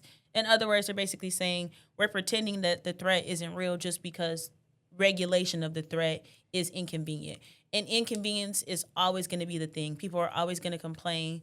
And in a way, you just have to tell them to get over it. For real. It's just a culture thing. So I just kind of feel like that the telecoms want more flexibility, but the regulators obviously want to have that assurance that we're protected or that we're safe. Salt Typhoon compromised dozens of telecom companies across different countries. So it wasn't a baby breach is basically what I'm trying to say. And it's crazy how much, of our information is buried with telecom and why. Especially if you don't have that number since elementary, middle, high school, it's college. Like I don't know. These companies make you jump through hoops through the interview process just to get hit on something easy. And I just don't understand it for the life of me about that. But then go into like the FBI, like, okay, there should be parameters around these things. Like, I think we have to get over, I think to make a strong security decision, you have to be willing to tell people that you don't care. I don't care if this inconveniences you. I don't care if you don't want to MFA. I don't care if you don't want to pull out your phone to provide that second factor, because a lot of the times these things are not implemented because people are too worried about the inconvenience that it brings to their user. And when it comes to security, you're going to be inconvenienced, period. And if they can't figure out that simple stuff, then it's about time for them to get a new job. That part. If you don't want an MFA, don't work here. Yeah. I'm like, you have no choice. And it's simple. But it's got to the point, man, it's crazy. When I really go back 10 years ago, we did not have so many passwords. No, we did. I feel like if I think about 2014, when I was working in a call center and accessing all these different softwares, there was a password for each system. Now you do passwordless or SSO. SSO for the win. But I'm just talking about just regular stuff, right? You got your car insurance, you got your... You use the same password. But I'm saying, no, not for that. I'm just saying for just in general. Like, a lot of people still don't use password managers. They got their passwords written down at the house. I'm going to tell you right now, the best thing that you can do is use one and actually update it when you change the password. I think I struggle with them only because I switch between so many devices. So if I don't update it That's why I told you on my laptop, you did tell me it was an extension. So you just use Dashlane. Because anytime you log in and change the password, it automatically does it. Or just like if you need to make one on the phone, it's going to, wherever you got the extension at, you'll be able to log in from whatever. Yeah. What is it? Dashlane. Okay. It has VPN. It has dark web monitoring. They have a lot of different stuff. But they don't really work. But it's an extension. No, it's an app. But if you're using Safari or Chrome or Edge, they have an extension for your I remember browser. You said something about an extension. But yeah, they don't really do work with podcasts like that. So I'm not telling y'all to go get it because I ain't getting a cut. Me neither. But all right, so I was on TechCrunch and I came across an article. And it's about an anime. I've never watched this anime. People might give me in the comments, but I've never watched Ghost in the Shell. But I know what it is. My cousin had like this big Ghost in the Shell poster at his crib. But the article was how the classic anime Ghost in the Shell predicted the future of cybersecurity 30 years ago. The year is 2030. An infamous mystery hacker known as Puppet Master is wreaking havoc on the internet, breaking into the so-called cyber brains of several humans, as well as every terminal on the network. As it turns out, the Puppet Master is a creation of Japan's Ministry of Foreign Affairs. In other words, the Puppet Master is what we would call today a government-backed hacker or advanced persistent threat. In this case, however, the phantom hacker goes rogue and is wanted for stock manipulation, spying, political engineering, terrorism, and violation of cyber brain privacy. I'm going to have to watch this. No, I just was thinking that. That is the basic premise of the Japanese anime cult classic Ghost in the Shell, which marked its 30th anniversary this week since its debut was based on the chapters titled Bye Bye Clay and Ghost Coast from the first volume of the eponymous manga released in May 1989. To say that the story of the Puppet Master was ahead of its time may be an understatement. The World Wide Web, essentially what flourished from the internet as we know it today, was invented in 1989, the same year that the first volume of Ghost in the Shell's manga, including the story of the Puppet Master, hit newsstands in Japan. In the manga, when the Puppet Master gets caught, an official from Public Security Section 6, an agency under the Ministry of Foreign Affairs, explains that they had been after the hacker for a long time and they profiled his behavioral tendencies and code tech patterns. As a result, we were finally able to create a special anti-puppeteer attack barrier, the official says in the manga. At the risk of extrapolating too much from a couple of sentences, the reality is that what the official is describing is basically what cybersecurity companies such as antivirus firms do every day to stop malware. Not only do they create so-called signatures based on the malware's code, but also based on its behavior and properties known as heuristics. There are other elements of the plot that turn out to be prescient. This is actually pretty good. This is like, I like stuff like this because it could tie in something that people are interested in and connect them to it. You can watch it. You can watch it on Adult Swim, Prime, or Netflix. Clock it. At the beginning of the Puppet Master investigation, Major Motoko Kusanagi, the protagonist and the commander of the Counter-Cyberterrorism Unit, Section 9 hacks into the network of the Sanitation Department to track a garbage truck. These days, government hackers who work for intelligence agencies often break into large networks to spy on a specific individual targets rather than to siphon data out of the hacked network itself. While that happens, one of the garbage men confesses to his colleague that he hacked into his wife's cyber brain because he thinks that she's cheating on him. And you know it's funny, robots gonna be doing that for real. Man. Right after we find out he's been using a computer virus he got from some programmer, this is clear case of tech-enabled domestic abuse or even stalkerware, which TechCrunch has investigated extensively over the last few years. As it turns out, the abusive garbage man had no wife. His memories were all made up. His ghost, essentially his mind or consciousness, was hacked by the Puppet Master with the goal of using him to hack into the government.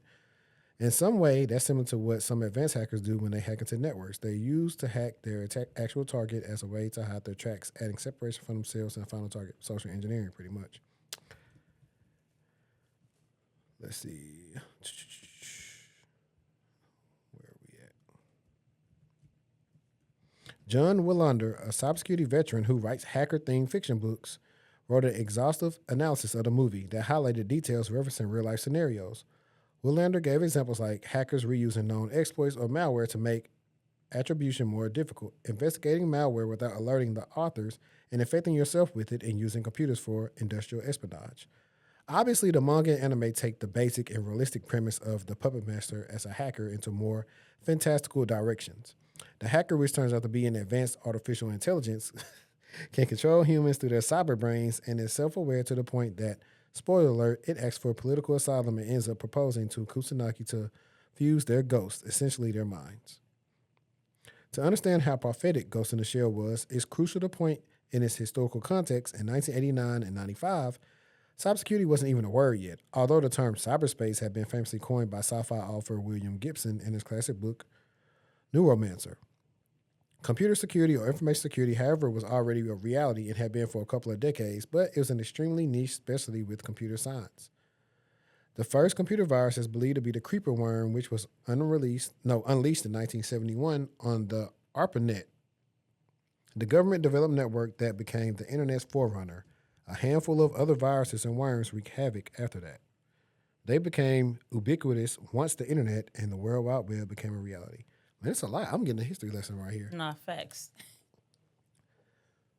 Perhaps the very first documented government espionage campaign on the internet was one discovered. My eyes watering, Perhaps the very first documented government espionage campaign of the internet was the one discovered by Clifford Stoll, an astronomer by training who also manages the computers at Lawrence Berkeley National Laboratory in California.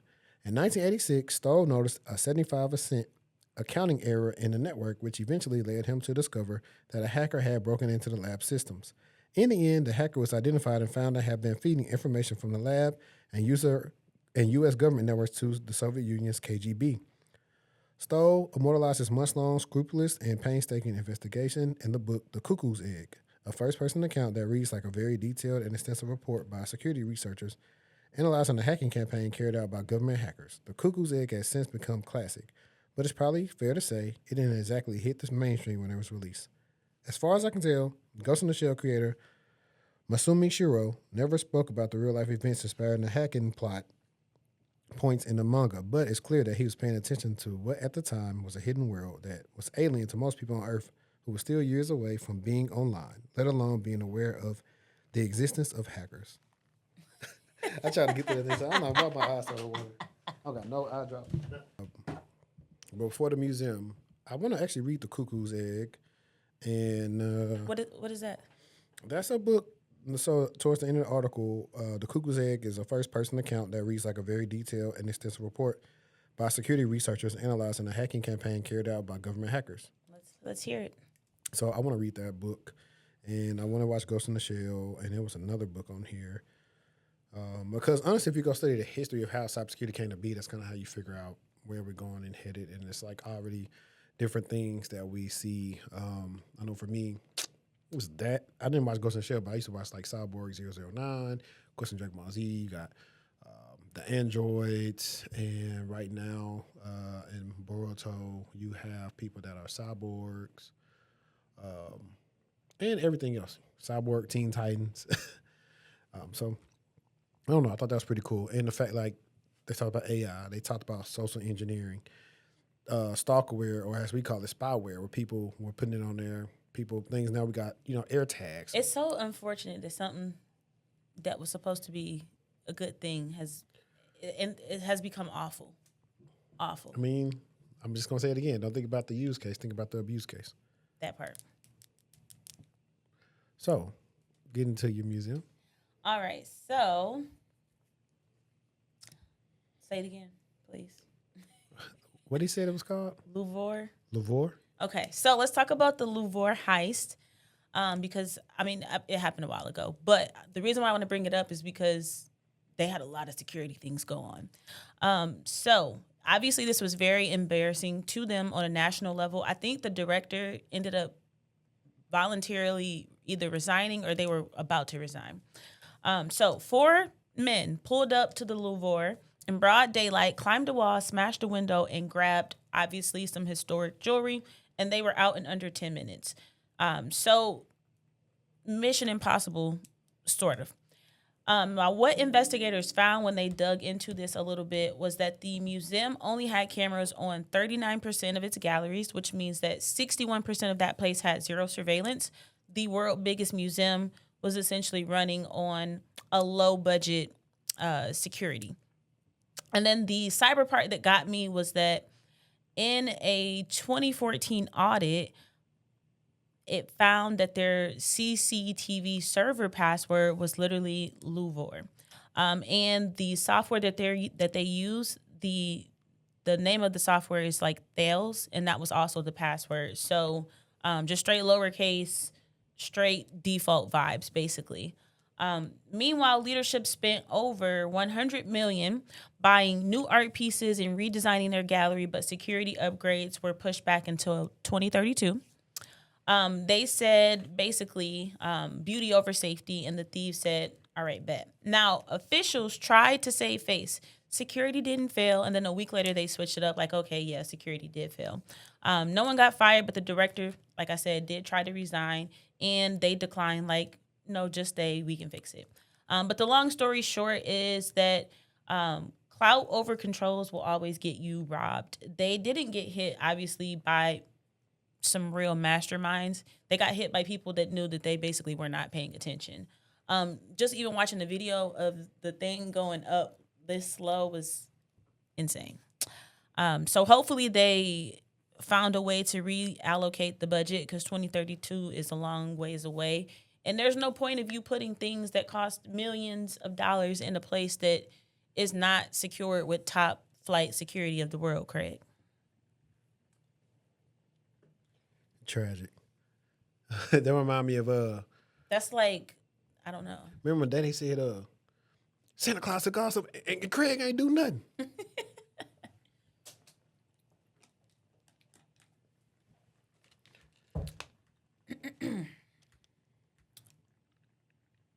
I have one more. Okay, because I was gonna say while we had the intermission, we can talk about briefly. Wale's album came out last Oh week, my God. Turn it up. Turn it up. Turn it up.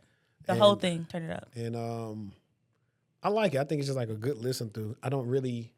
It reminds me. I think it's. I don't know. It take a while for albums to sit.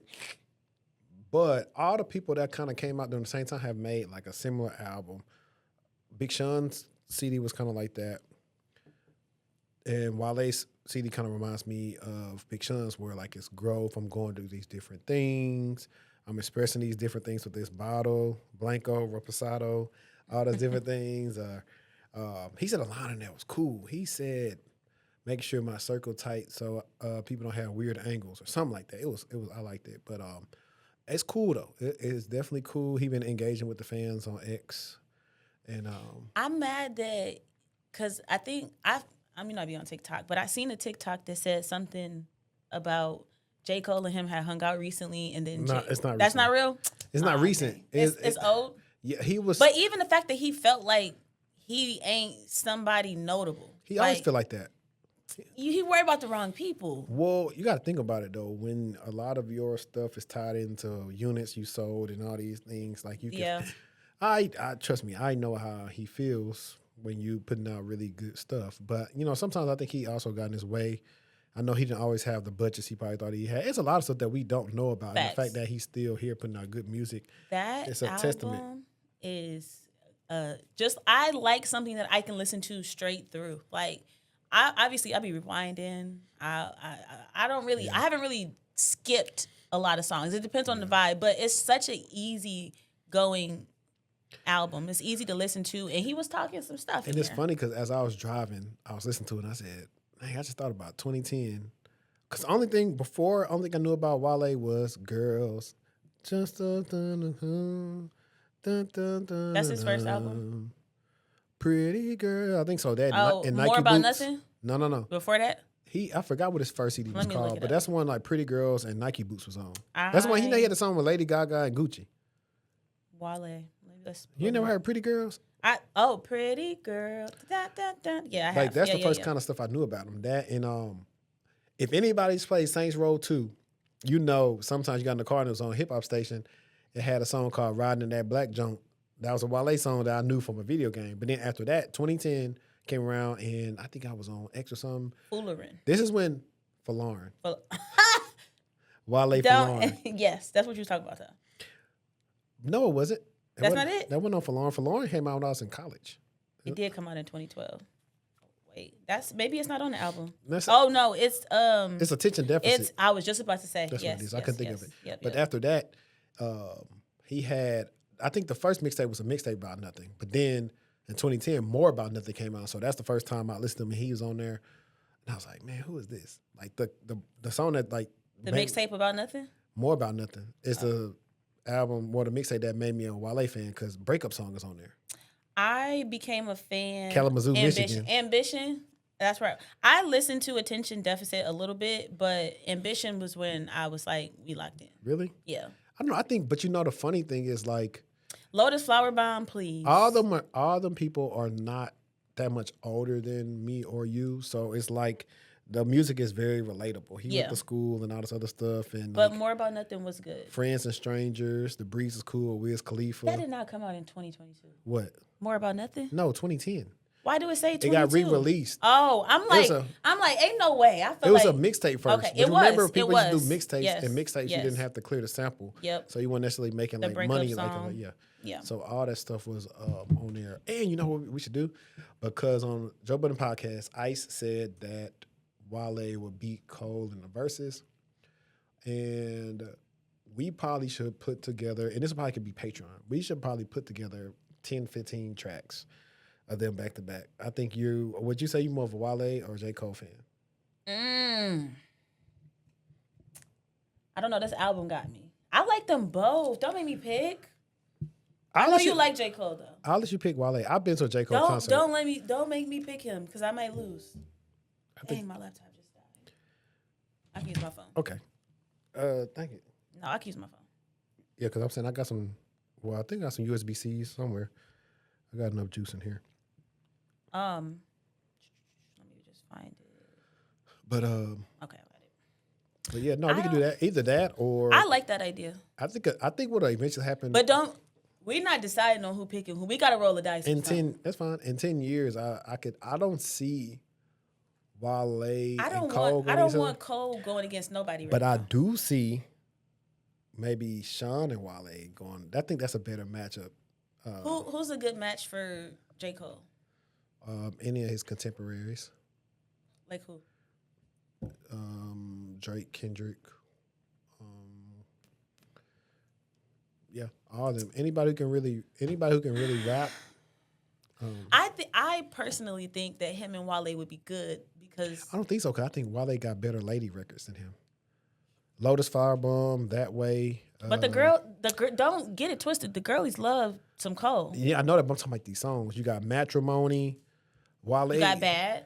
Bad. Like if I go J. Cole, I got Crooked Smile. Crooked Smile on. I'm trying to think his other one. I might have to go Only Want to Give It to You with him and El Varner. He got Planes with Jeremiah. What's that? I just want to dun. What song is that? Dun, dun, dun, dun, dun, dun, dun, What song is that? I Only Want to Give It to You. Just another. Yeah. That used to be my song right there. Nah, facts. I just couldn't think of it like how it started, but if I do the beat, I know it. It would be interesting, but it'll be tough because if it came into them records, if he just wanted to get at the ladies, it'll be a long I night think for it him. would just be enjoyable. Like the people gonna vote for whoever they're gonna vote for, but I think it would just be a very enjoyable experience because they both are lyricists, and that is why. Like, But then I have. I to don't want to figure see him out- go up against Drake or Kendrick ever. He probably. But Kendrick would be good. I'm not gonna lie, Kendrick would be good. He could have a better chance against Kendrick than Drake. Future got a better chance than J. Cole and Kendrick versus Drake than Kendrick and I Cole love do. Future. So I don't know. It would be pretty cool. Years later, we will probably see stuff like that. But I mean, like if it get to aggressive rap, that's where like Wale probably would lose. Yeah. And it depend on what mood somebody in. Because I mean, Wale can just come out to like one of his hardest tracks. Like I mean, they got a song together. You got it. Yeah. Wale hit the better verse on that to me. So I don't know. Y'all let me know in the chat. Wale, Cole, did y'all like the new album? I like it. It's She on likes repeat it. for me. I like- since it came out. I like Conundrum. Conundrum. The first song got me. I'm like, okay. I like Fly Away. I like. Let me pull it up. I hate they got the samples because when the Pretty Wings samples come on, I'm thinking about the Steve Harvey Morning Show. I like Conundrum. Where to Start. I like Power and Problems. Watching He Us. had some dope samples on Tomorrow there. Today is a banger. Fly Away. Like I didn't get to Lonely yet. I don't think. Yeah, I don't think I made it. I don't know. We'll definitely. I think we'll do that. We may even have to record Rolling the Dice, and that might be something we could do like on a. It might not be on YouTube Live, but maybe like Instagram, TikTok Live, or something. That'll be like fun. That. That'd be That'd something be fun to do. There was one. You Well, have we can one talk about more? this. I actually have two, but I think this is the one that's a little bit more pressing. And I briefly want to talk about this, guys. Y'all know we talk about AI all the time. Not Allen Iverson, but artificial intelligence. And Nvidia. Nvidia's been the talk of the town. Their stock just went up some more. Nvidia's record $57 billion revenue and upbeat forecast quiets AI bubble talk. Nvidia founder and CEO Jensen Huang struck a bullish tone in the company's third quarter earnings, and based on the company's results, there may be reason to. Nvidia reported revenue of $57 billion in the third quarter, 62% higher compared to the same quarter last year. The company's net income on a GAAP basis was $32 billion, 65% higher year over year. Both revenue and profit results will beat Wall Street expectations. The revenue picture shows a company booming thanks largely to its data center business. Revenue generated by NVIDIA's data center business was a record $51.2 billion, up 25% from previous quarters and up 66% from a year ago. The remaining $5.8 billion in revenue came from Nvidia's gaming business, with $4.2 billion followed by sales in professional visualization and automotive. Nvidia CFO Colette Kress noted in a statement to shareholders its data center business has been fueled by an acceleration of computing, powerful AI models, and agentic applications during the company's Q3 call, Kress said in the past quarter.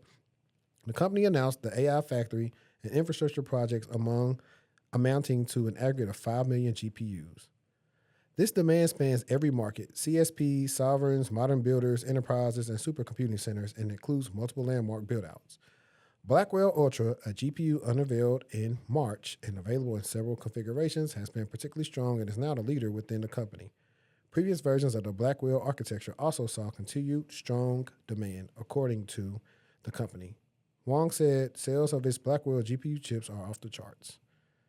Man, this is a lot. I'm just going to go to the end. Importantly, Nvidia is forecasting more growth with a projected revenue of $65 billion in fourth quarter, helping push its share price up to more than 4% in after-hours trading. The upshot, at least in Wang's view, forget about the bubble, there's only growth. There's been a lot of talk about an AI bubble, Jensen said during the company's earnings call. From our vantage point, we see something very different. Man, I'm just thinking about the people who work there that got stock options. That part right there. Hopefully they cashing out on a little bit of something. I mean, I think they did a stat like, let me see if Gemini knows.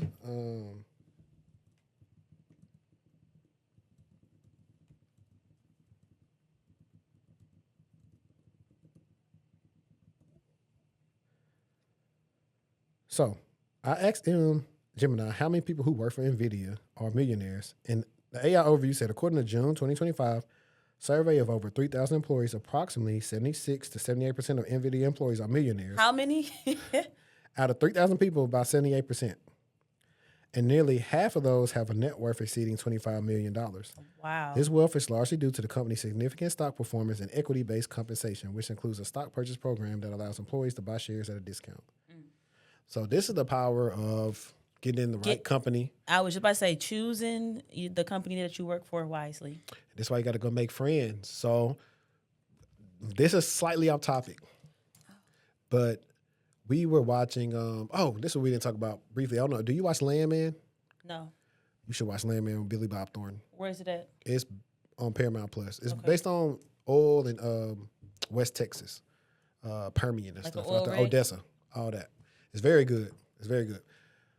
Second season started, and context was like the owner of the company died, so his wife was taking over operations, and she was overhearing some young ladies talking about. I think they were in Dallas or something, and she was overhearing them talking about the doctors' convention is next door. Now, The what? Doctors' convention. So they was plotting on doctors they was going to get so they can get them stuff bought for them. Now, y'all might be asking why I saying this. This goes back into networking and knowing who works where and how to get in those doors back to that invisible market. It goes back into when the women were talking about they wanted to date these high-value men, and Kevin Samuels used to say, well, do you know where these people be at? Know where these people work at. Try to get in there. Like I said, they announce new stuff. You study up on your AI. And this is something that we talked about with bees. Go look at the people who work in AI now. Most of them have a master's, maybe even a doctorate. Most of them. Machine learning, AI, all that stuff. So that's all I want to say about that. And they was like, man, how you bring that up and this up? Hey, no, whoop-de-doo. Okay. I have one more. So this is about the SolarWinds situation, which was a huge deal, and it still is a big deal. And I'm happy it kind of worked out the way that it did. So the SolarWinds situation is essentially where the SEC kind of tried the SolarWinds CISO. And then they backed up like, actually, never mind, we're not going to do anything. We won't pursue. So the SEC finally dismissed their case against SolarWinds and their CISO, the one that was tied to the big 2020 Russian sunburst attack. This was a case that obviously everybody in cybersecurity was watching. If you're in school, you should know what happened. You should be able to talk about it in an interview. You should be able to bring it up. They might even ask you, especially if you're starting out, what happened, because it was such a big deal. Anyways, this was the first time the SEC tried to come for a CISO personally. They were basically accusing him of hiding vulnerabilities and misleading investors, like he was running a scam instead of trying to secure a massive, massive software supply chain. The gag is that a judge had already tossed out most of the charges earlier this year, so the SEC didn't have much left to stand on. Now, all sides are essentially saying we're going to dismiss this with prejudice, meaning nothing is done, no rematch, no appeals. Now, SolarWinds, obviously, they were thrilled, but they basically said, y'all are trying to scare the CISOs, right, in the country to even managed companies log into their laptops, and they're not wrong. If this case did stick, CISOs everywhere would have been operating basically like they needed a lawyer before they were able to proceed and just handle daily operations. It was giving more of a blame the security leader for everything, and I don't think that is fair. And that's really why I wanted to talk a little bit more about it. But just because the SEC dropped the case doesn't mean they won't spin the block. They still want transparency. They still want companies to stop playing games with breach disclosures. They want receipts. And they basically were just able to realize that this case wasn't the case that they'll be able to use to establish that precedent. So my take, leaders are already stressed, right? Burnout, lack of resources, shadow IT, executives who don't listen. You have a ton of things going on. And when you have the SEC coming in and trying to criminalize imperfect security, I have an issue with that because security isn't perfect. The goal of cybersecurity is not to stop everything. You sure? Zero trust? It's not to stop everything, but it is designed to make it more difficult, to make the attack cost more money, to make it take you longer to try to infiltrate our systems. And like we just said earlier, it's not if it will happen to you, but when. And I would never want to be a CISO if I knew that case actually stuck and now you have that precedent in place and now you're worried if something happens at your company, because things happen. But that doesn't negate the fact that we do have leaders out here that are lying to their investors and their shareholders and their stakeholders and whoever else, knowing that security isn't tight, knowing that they're inexperienced, and they're painting a different picture on how well the company is actually doing. So I get it, but it's difficult. Yeah, and honestly, he's not the only person. He's not. He is not the only person at the company that's making these decisions. No, I'm not saying that. He's not the only person at every company doing that. Oh, no, facts. Everybody's withholding whatever happened until they can kind of, think about it. Influencing stock prices. We got the guy from L3 Harris selling 0-day exploits. Yep. Like, come on, man. I know he's happy and his family's happy. Yeah, I would be too. I mean, that's why those jobs are stressful. Imagine, because it's not, obviously it's his life, right? His livelihood, but it's not just him. It could affect things going forward as well. And that, to me, we don't even really have a good foundation here in the U.S. So to start there. Mm-hmm. Did he countersue? I don't know. I didn't look that up. I don't think so, though. I would. Because I'm pretty sure he probably hadn't been working since then. Jesus. But they get, them CISOs, they getting paid. They almost, now they're the people where, they contracts are contracts for real. Yeah. Severance, they probably getting their money paid out. Would you be a CISO? Yeah, I'm already a CISO. Period. So, I actually want to get into some fun stuff. Let's look at this conspiracy Apple digital ID thing. Okay, that's supposed to be a new feature. Is it already out? I think it's already out, but I just, the premise of this just listen to this because these people make me sick. And so it begins, y'all. Like I said, people is not paying attention to the patterns of what the fuck is going on, fool. I know when people first seen this, they was just like, oh, how convenient is this? Bruh, we could just put this on our Apple Wallet and we're good. On a first level surface, I know the hackers are looking like, oh yeah, we about to be fucking some shit up. But then on a greater level surface, you gotta understand, this is a part of the plan. Y'all don't see that everything is becoming digital? I know what happens when everything becomes digital, right? For my people that's not sleep, tell me in the comments down below. It's not just one answer. It's just crazy to me how fast people give up control without asking a single question, bro. They always spin it as convenience. It's just crazy to me, y'all. People been talking about this happening for years, bro. And the next thing is gonna be gone. You're gonna have something, boom. He ain't even say nothing. Exactly. I kind of wasted time. Like, bro, you just yapping. Because I'm not mad at it, but I do get the security concerns that are associated with it. But I'm also not angry with it. Pulling out your ID every time is a little irritating. But again, that's end user behavior. I can get over it. Do y'all passports have chips in them? Yes, they do. That's how you can scan them. No, but the funny thing is this guy, like other people's like, oh, that's how they gonna do this and I'll do that. And like Benny was like, bro, we got cell phones. See, people are already tracking you. That part. And so like that you was got one social media. That was one of the I thought he was gonna say more. Like I hadn't watched it. So I was like, yeah, that ain't nothing. I'd rather let's see. This one might be good. I thought this was good when I bookmarked it a while back. Corporate culture is white supremacy culture, and the 10th characteristic of white supremacy culture is fear of open conflict. Fear of open conflict has burned so many careers, it is not even funny. This is the most corporate thing I've ever heard. If you are harmed at your job, there is an unwritten expectation that you are just supposed to shut up and take it. This is what it looks like in practice, and this is from dismantlingracism.org. It says people in power are scared of expressed conflict and try to ignore it or run from it. And notice it's saying people in power, so the people that actually can do something about the conflict. When someone raises an issue that causes discomfort, the response is to blame the person for raising the issue rather than to look at the issue that is actually causing the problem. This is what is ruining so many people's careers, a characteristic of white supremacy, that fear of open conflict. There are so many people that have been relentless. I can make a video. I mean, we could eat that one up quickly. I feel like in our culture, we have, most times people don't have a hard time having a difficult conversation because we've been raised how we've been raised. So I feel like in the corporate world, I could see that because we're going to talk about it.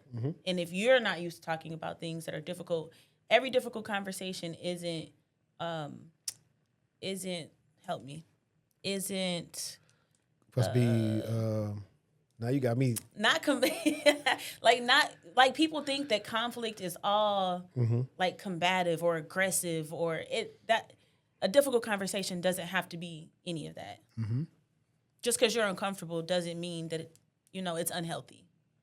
Yeah, no, for sure. I mean, you see that a lot. I mean, you had the trope of not wanting to be the angry black woman or lashing out and kind of just taking it. Or just being the only person that's speaking up. Yeah, and then it's like it's a problem with you because you not acquiescing. But like, nah, this stuff don't make sense. Why nobody saying nothing? But I think it's a way to bring up your concerns too. I agree. I think that if you're the person that always wants to say something, fine, so be it. But make sure you're doing that in a way to where they're not trying to perceive you.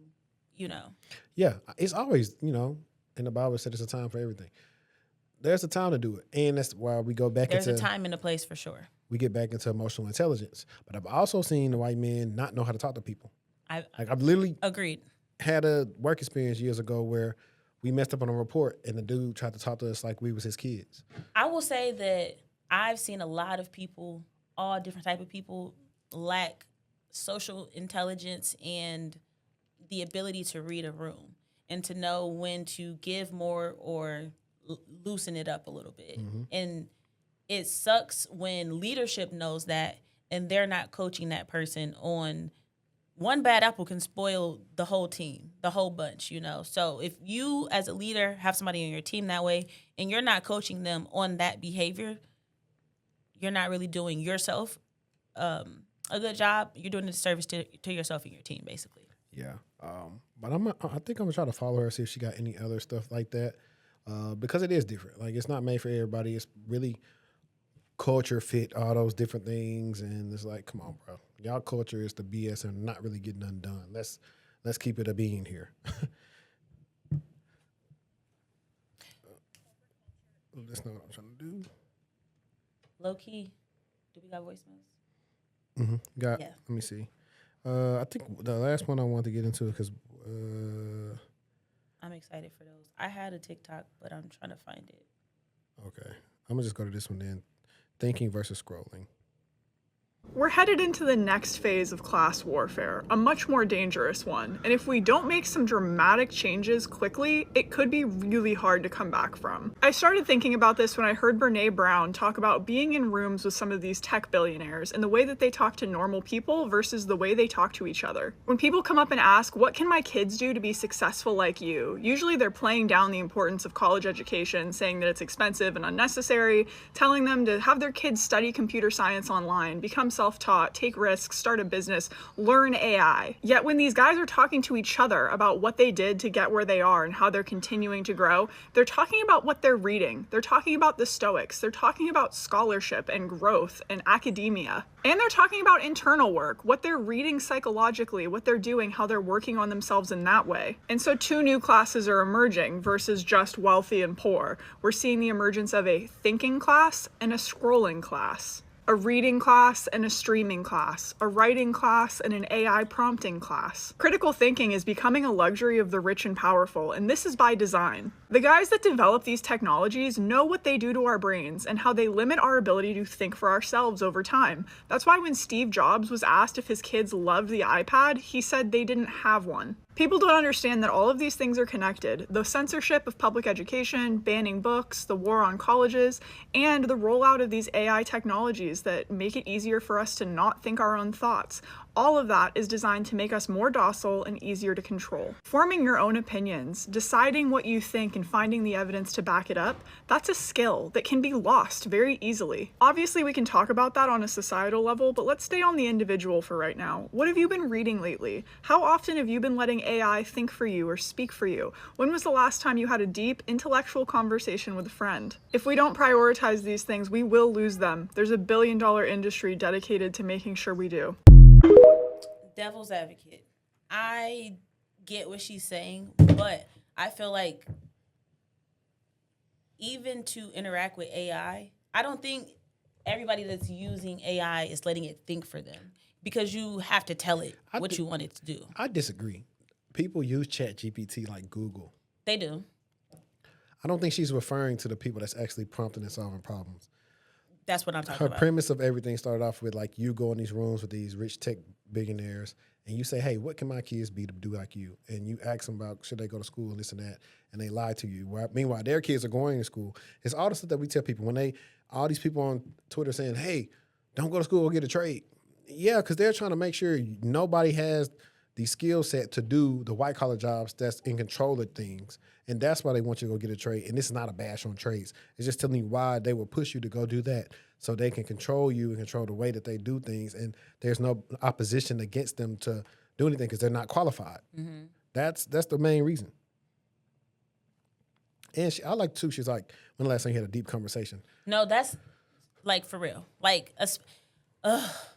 you know, I tell you all the time after we interview somebody, I'm like, oh, that was just so good. Like, they're so smart. I love that. But if you're not surrounding yourself with these type of people and you are surrounding yourself with people who will argue with you but didn't even do the research, you never read a bill, you never read an article, you never read a synopsis, you never watched a video, but you're arguing a point that is invalid. While we are talking, this goes into the whole thing about associate's degrees and bachelor's and everything else that is on TikTok. And what is it? What's this? Fill me in. I got to find the original thing, but people are trying to say like, oh, they were kind of associates when they say multiple degrees. It's a technicality, but I don't really consider that. Like associates to me is like a diploma senior. Oh my gosh. Don't say that. It is in the sense of when you stack it against having to go to school for 4 years to get a bachelor's. But it's not this. It's not. You can't stack it against it. It's not a stack. It's a different thing. It's completely different. Well, but no. When people say when people don't say they have multiple degrees, are they not normally typically talking about a bachelor's, master's, maybe a doctorate? I'm gonna tell you something that just happened the other day. I had asked someone. They were telling me they were in school, and I was like, "Oh, are you getting your bachelor's or your master's?" And they were like, "I'm getting my associates." And they tried to crack a little joke like, oh, I'm embarrassed. And I was like, don't be, because you're still going to class, you're still doing homework, you're still putting in the effort, you're still putting in the time. If that's something that you want to do, you can go back and do it. But I don't think that's like, there's no comparison between a bachelor's and a master's or a master's and a PhD.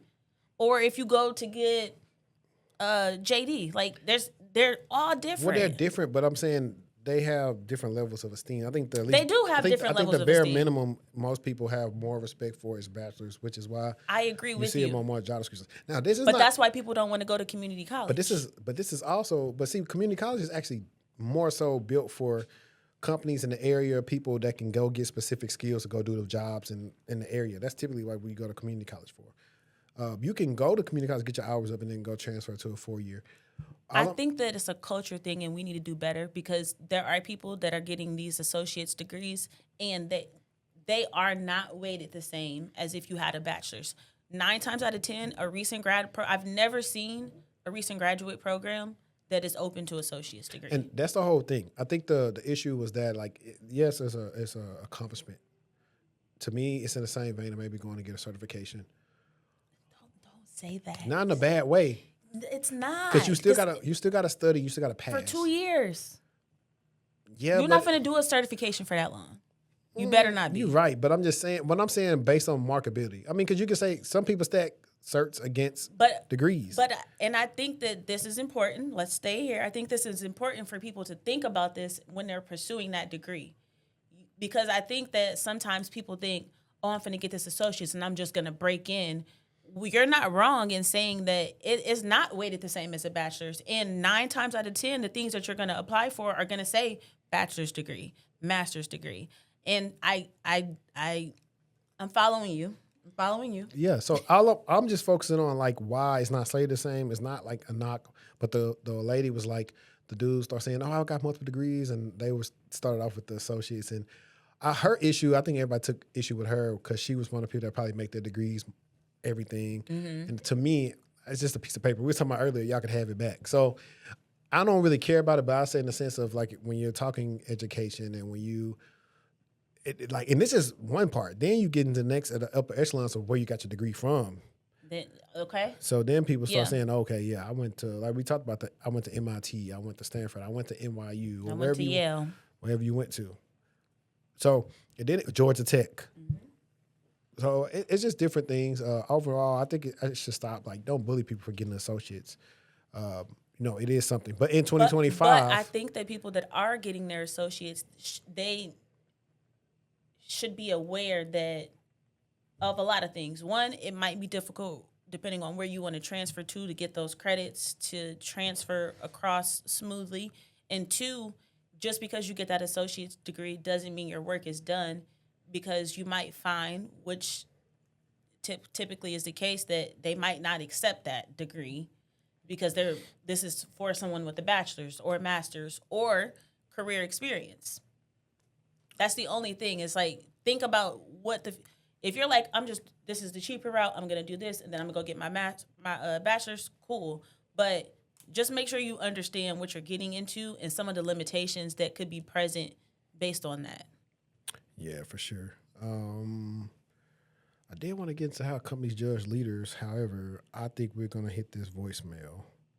We only got one? Yeah, I guess she didn't do it. It's too late for her now. It is. Unless you call her on speakerphone. I'm finna text her. You ready? Yeah.